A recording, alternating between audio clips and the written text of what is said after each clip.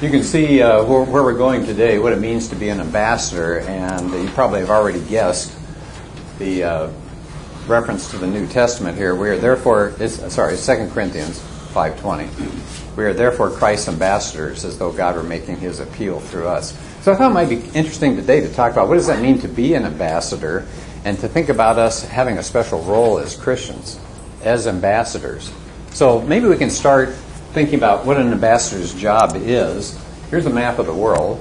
We've got some people here who've been in a pretty tough area of the world. But can you imagine if you were sent by the government somewhere else, the kind of preparation you need, the kind of knowledge that you'd have to have, the work that you have to do even before you showed up there? Like, I don't know, we could pick South America first. What might be helpful if you ended up going someplace, Brazil or Chile or... Language is the first thing, right? Otherwise, you're just kind of in a little bubble if you can't speak any of the languages there. Brazil has Portuguese. The rest of it would be pretty much Spanish, I would guess. Would it be tougher to go to any of the countries of Africa compared to South America, do you think? Different kind of preparation? Yeah, the culture would be amazingly different. And I imagine it's more fragmented probably than here. This is probably more unified as far as the Spanish culture. I think I would opt for Australia. New Zealand. New Zealand, that's right. You're a Lord of the Rings fan? Mm-hmm. Oh, yeah. No, I'm a New Zealand fan. Oh, you're New Zealand. You're a Kiwi, huh? Kiwi fan. That would be nice, right? Because you got the same language.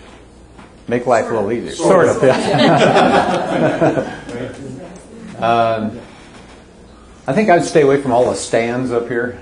I mean, it's just me. I mean, that's dangerous territory.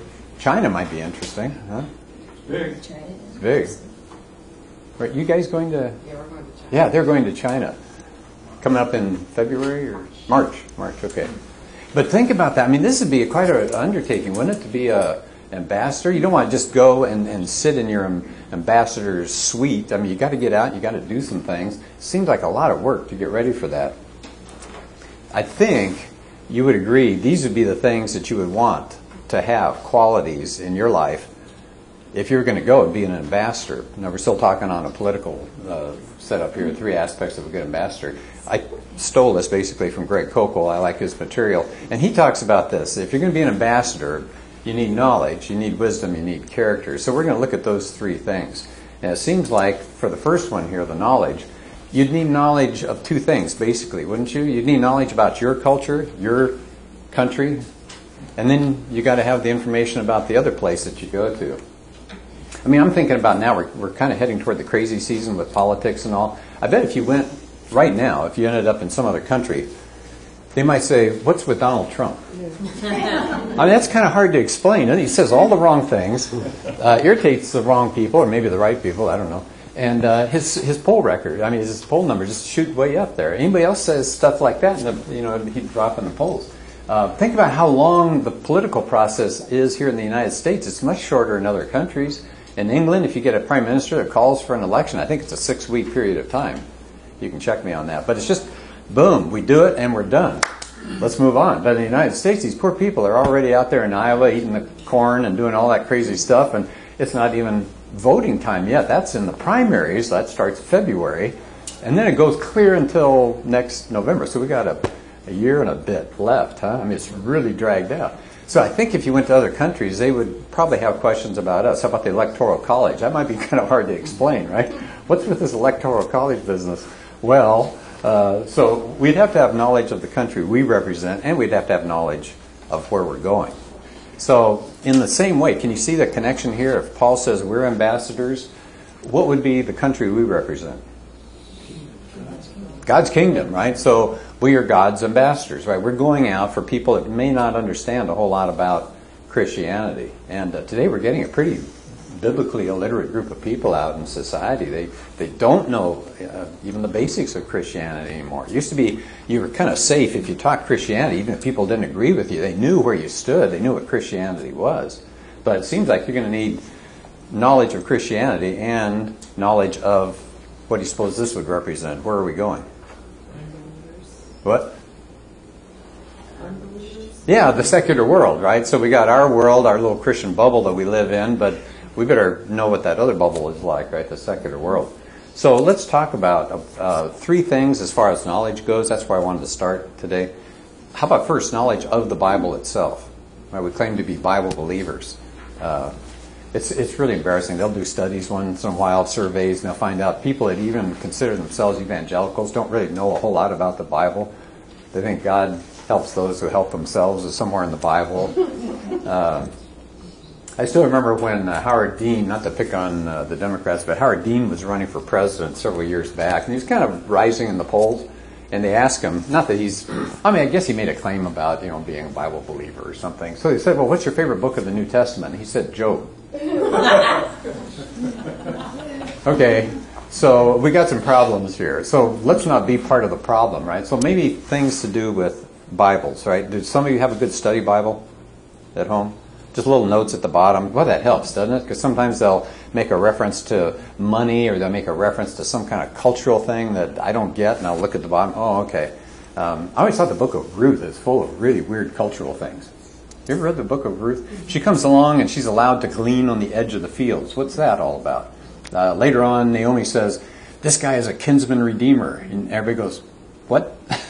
So you better have a note. What's a kinsman redeemer about? And at the end, somebody exchanges a sandal as part of an agreement. What?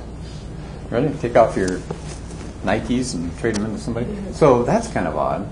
Right? So sometimes it's helpful to have an apologetics Bible. Maybe somebody has some sort of commentary that goes into more depth on a lot of verses of the Bible. Sometimes they come in sets. The one I have is one volume. It's huge, so it doesn't cover everything, but at least it's gotten me through some places where I've been scratching my head. The only thing you have to worry a little bit about with commentaries is, remember, this is a human's perspective about the Bible. So you're going to get some people who may be not in line with what you really think about theologically. So be a little careful on something like that. Am I the only one who's a map freak? I love maps. Okay. All right. Now your Bible, I know most of your Bibles at the back, they'll have 5 or 6 maps. Oh, nice. But that's not much detail, is it? It's not detailed, I don't think, enough at all. When the Jews in the Old Testament would say in the book of Psalms, let us go up to Jerusalem, what do we think of when we think of the word up? We think of a map that's a rectangle and up is north, right? Let us go up. And you think, really, they're all going to go up north? And you look at a map and you go, Jerusalem really isn't north of a lot of stuff. Yeah, because they're talking about Jerusalem is 3,000 feet. So when they were going up, they were ascending to Jerusalem. So they might be up in the north, but they would still say, let us go up to Jerusalem, because their up is elevation, right, moving up that way. By the way, it must have been spectacular, huh? You're coming to Jerusalem for those holy days, and you're trudging, you're in the kind of lower areas, and then you look up and you see that temple up high. Wouldn't that have been something to see? And your heart would have been filled with joy, and they're singing songs as they were approaching this. So maybe an atlas of the Bible. It would show you some of the things we were talking about a few weeks back about the Assyrian Empire and the Babylonians and the Persians and how extensive was David's kingdom and what were the trade routes. I mean, just even old archaeological stuff will be in these kinds of maps as well. How about something that's a general picture of the Bible? Geisler, for example, who's a really well-known scholar, has a book called A General Introduction to the Bible. And I brought in just a quick list of the kinds of contents that you can get in general intros to the Bible. What do we mean by inspiration of the Bible? Why did certain books get into the Bible? You ever wondered that? That's the whole Da Vinci Code idea. Remember when Da Vinci Code came out? One of the slams against Christianity there was that there are all these Gospels and only a few of them got in. Catholic Church. Yeah, see, they'll talk about a little secret gathering in the 300s that sat around, looked at all these books and said, we'll take one of those and that, but not the rest. Right? Well, here's a guy from a conservative Christian perspective, and he'll explain how certain books got into the Bible. How about languages and manuscripts? Right? The whole history of the Bible is in something like this. He talks about translations, how we ended up with the translations that we have today. There's a terrible misconception that people have about translations. They think that there were the original manuscripts that people wrote, and then they got translated, and then somebody came along and translated those translations, and then somebody came along and translated those, and so you get this linear kind of translation. Can you see the problem there? People think that there are all sorts of errors that start accumulating.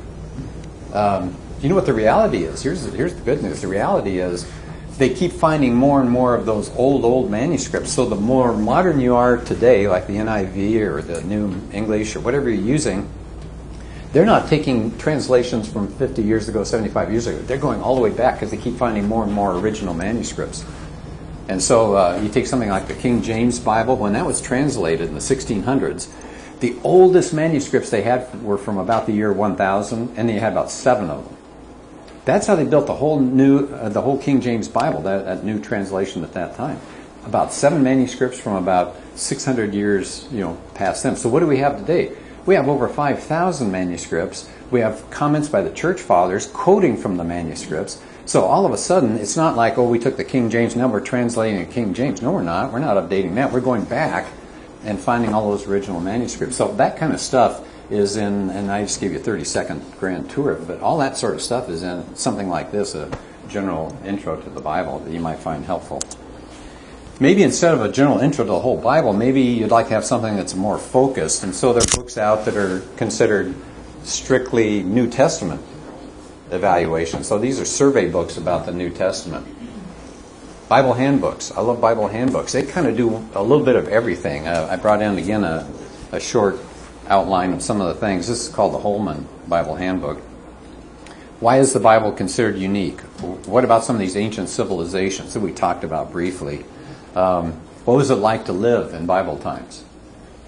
The geography, books of the Bible, how to read the Bible successfully. How about this? History of Christianity. That's kind of nice. Right? So you get the whole history of Christianity.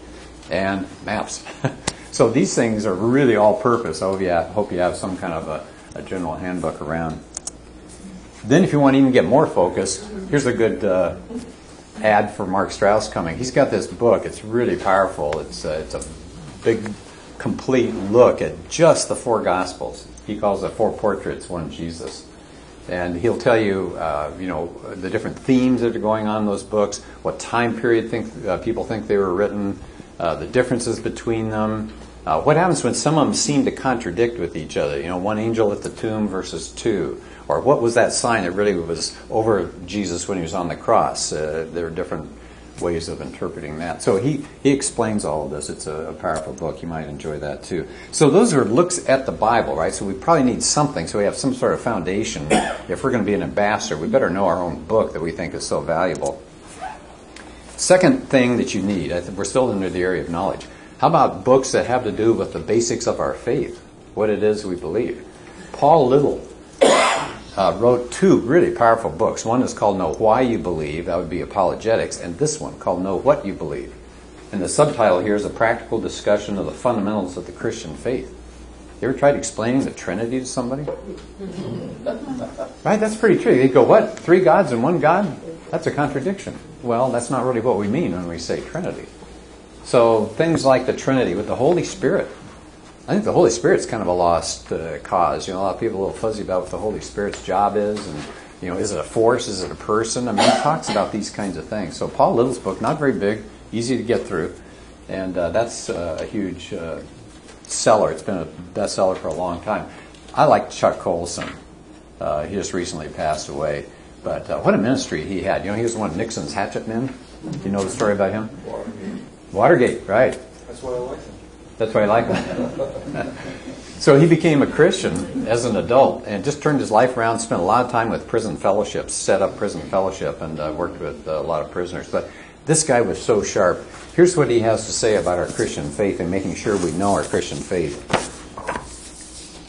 Christians must see that the faith is more than a religion or even a relationship with Jesus. The faith is a complete view of the world and humankind's place in it. Christianity is a worldview that speaks to every area of life, and its foundational doctrines define its content. If we don't know what we believe, even what Christianity is, how could we live it, and how can we defend it? Our ignorance is crippling us.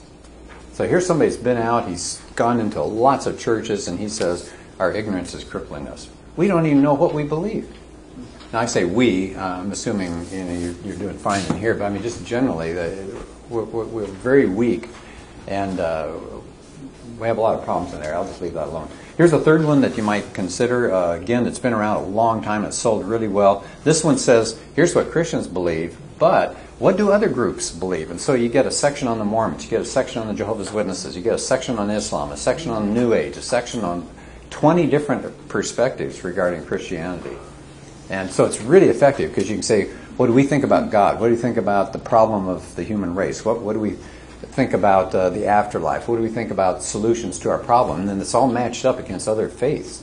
And we're living in a time of religious pluralism. You know you have a lot of people out there that have all sorts of wildly different ideas. Well, it's a good idea to know what it is they believe before you start talking to them. Just a general idea. It's not hugely in-depth, but it's a really effective book. So I highly recommend that one. Third area of knowledge is, my favorite, is apologetics. So we know what things we ought to believe about the Bible. We know why we ought to believe those things. And now, what are the supporting reasons for the faith that we do have? Gary Habermas is probably the leading intellectual today in the area of the resurrection of Jesus. He has studied it his entire life. This book called The Case for the Resurrection. If you've ever been a little fuzzy or shaky about, well, why do we believe the resurrection? Just because it's in the New Testament? No, there are a lot of reasons to believe in the resurrection. Of course, that's the heart of Christianity, right? If we don't get that correct, we're really in trouble. So he's got a website. He gives away all sorts of stuff. GaryHabermas.com, Habermas. So even if you don't want to get the book, go to his website. Just tons of material there free for you. Gary Habermas. You familiar with C.S. Lewis? Yeah? What an all-star. I mean, the guy could do so much. He was an English literature professor, right? So that's why he got hired. That's what he was doing. He was a professor of literature. Tremendously successful career doing that. But he was also a fantasy writer. He hung out with Tolkien. Wouldn't you love to have been in some of those little bars back there in England and hear those guys hammering out their ideas? Tolkien didn't really like some of C.S. Lewis's fantasy. So it would have been fun to hear them griping at each other as well. Anybody know any of the fantasy stories? What am I talking about there? The Chronicles of Narnia. They've made some movies, and the movies did pretty well. Remember, the first one was Lion, the Witch, and the Wardrobe. And that's a powerful book. You can't miss Aslan as Jesus in that. What a great story. Because you start feeling so sympathetic toward Aslan, you go, oh, wait a minute. This is the story of Jesus. It's really powerful. Then his third area, he's a multi-hit guy. His third area was apologetics. He originally did some broadcasts during World War II for the BBC. Can you imagine NPR or something like that today allowing Christians to... No. But anyway, so the BBC during World War II had Lewis do some broadcasts, and it was so popular, that series, that eventually he put it all together in book form, and that's how they came up with Mere Christianity. He died in 1963, the same day that Kennedy was shot, and so his death got no coverage at all. But he's been dead over 50 years, but this book continues to sell. It continues to influence lives, changes lives completely. Do you recognize the name Francis Collins, the guy who was behind the Human Genome Project? He stood alongside Bill Clinton when they were announcing a successful mapping of the human genome. The guy's incredibly sharp, head of the National Institute of Health and things like that. He became a Christian because of C.S. Lewis. So C.S. Lewis has been gone a long time. His influence continues. Really easy to read, very simple, very practical kind of book. And the third one, if you're only going to have one book on the bookshelf regarding apologetics, knowing why we believe, it's this one. It's called I Don't Have Enough Faith to Be an Atheist. Great title. One of my favorite titles. Again, look at the name popping up there, Geisler. He's always around. The guy's just got incredible numbers of books. And it covers everything. Why should we believe there's a God? Why should we believe there's truth? Right? That's even a complaint today. Oh, you just have your truth. Everybody's got his or her own truth. So why should we believe in a truth? What about the beginning of the universe? How does that suggest a God? Can we trust the New Testament documents? Did Jesus really live? What was his life like? All of these things are in one book. So that's a go-to place if you're interested in apologetics. Let me mention two others because these people are connected to Emmanuel Faith. One is J.P. Moreland and the other is J. Warner Wallace. Wallace came here about a year ago. Did some of you have a chance to hear him? He spoke in the main sanctuary. He's a former cold case detective, and he's so well known. He's been on Dateline, all sorts of shows, because he didn't lose any of these cases, these cold cases that have been unsolved for years, and he would come in and get it done. And so he became a darling of the media, and he's become a Christian. He was a real ardent atheist, but he examined the documents and all, and now he thinks the New Testament is reliable. He's written a book called Cold Case Christianity, a look at the reliability of the New Testament. J.P. Moreland's been here more than once. He's a Biola professor. This is a good book you might look at sometime if you've got a friend who's kind of interested in Christianity but really hasn't gone the whole step. It's a good invitation. Look what it's subtitled, an invitation to a life of meaning. And so again, it's apologetic, but it's not aimed at pulling your faith up as much as challenging and getting to somebody who hasn't really thought about Christianity for sure yet. So again, a very powerful book. I brought in one of the two next ones. This is a real good one to give away. Just a super book. Lee Strobel is an investigative journalist.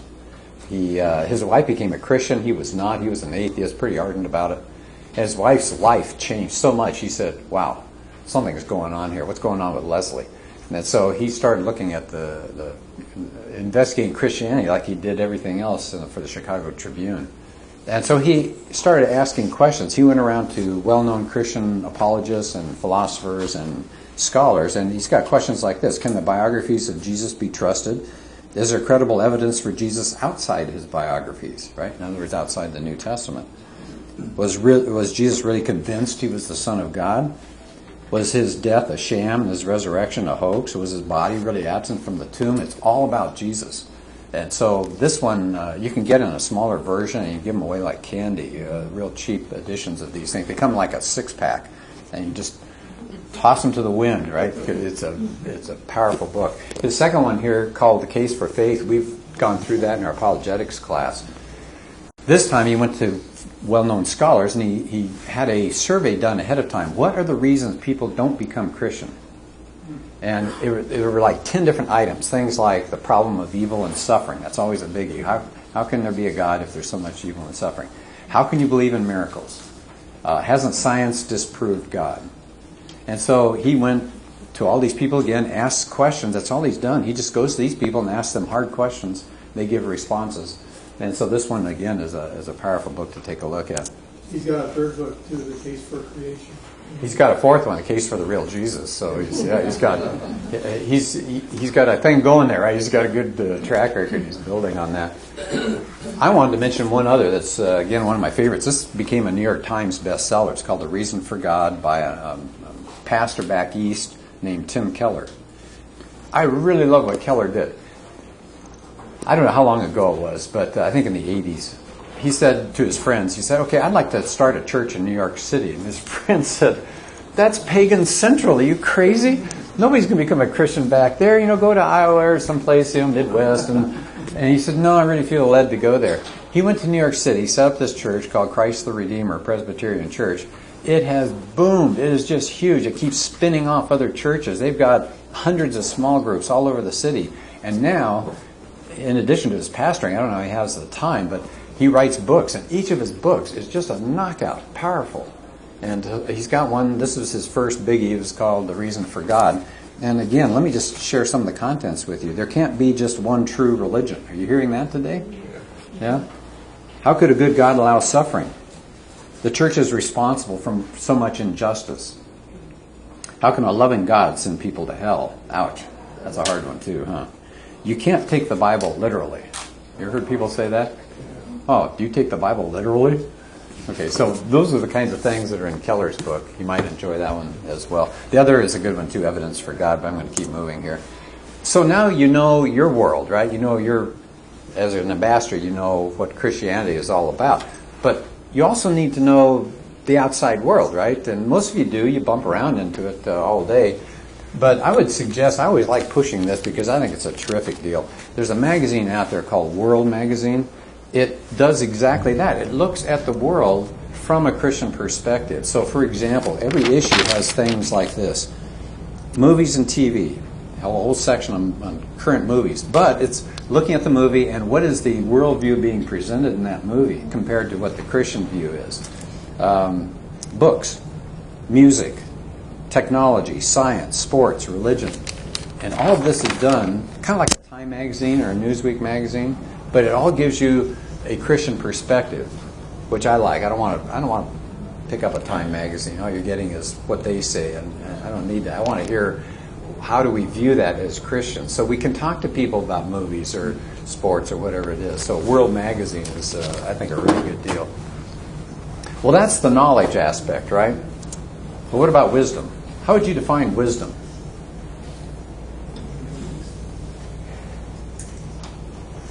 Is it how to use the knowledge? Yeah, isn't that it? It's the application of the knowledge.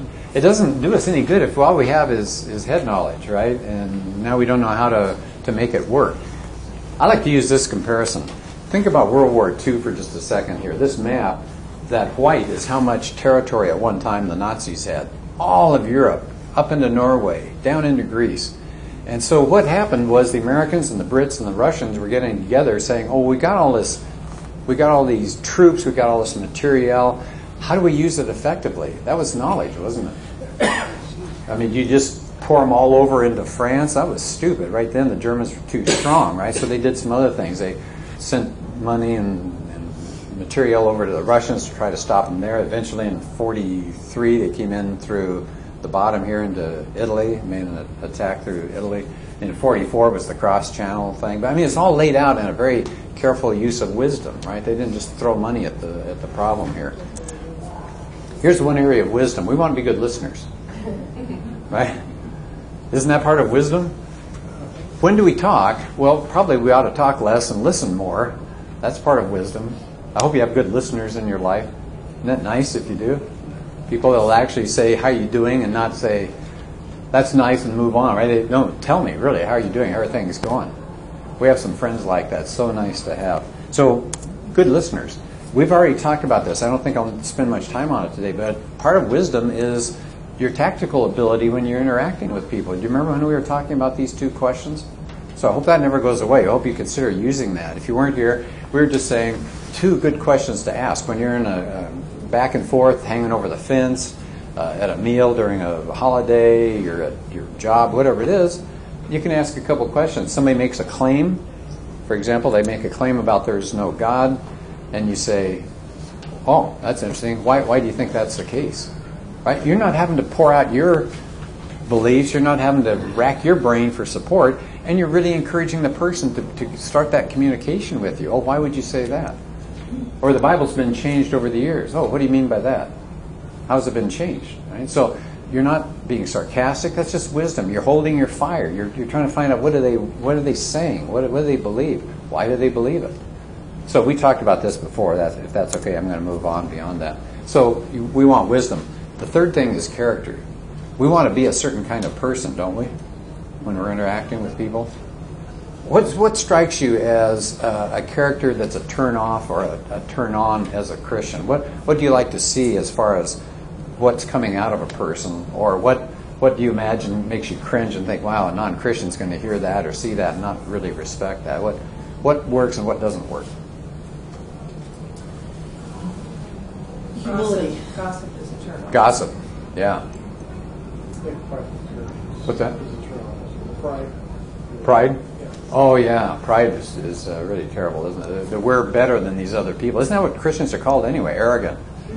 Which I think is totally unfair. But anyway, so that's part of the thing, a stereotype we're going to have to deal with. So it's okay to say things like, that's a great question, or I don't know, or I'll go check on that. That's beyond me. Right? I hadn't heard that one before. I could be mistaken. I love to hear people they're willing to say I could be mistaken. That's kind of a rarity these days, coming from anybody, right? I think you come across much better in that kind of humility. Probably we want to avoid this sort of approach. Or this. Every time I see that, I just think about that poor guy on the right there. You know, he's got that right in his ear. Been there, done that. Been there, done that. Okay. This would be a lot nicer, wouldn't it, as far as character goes, that we are interested in building relationships with people?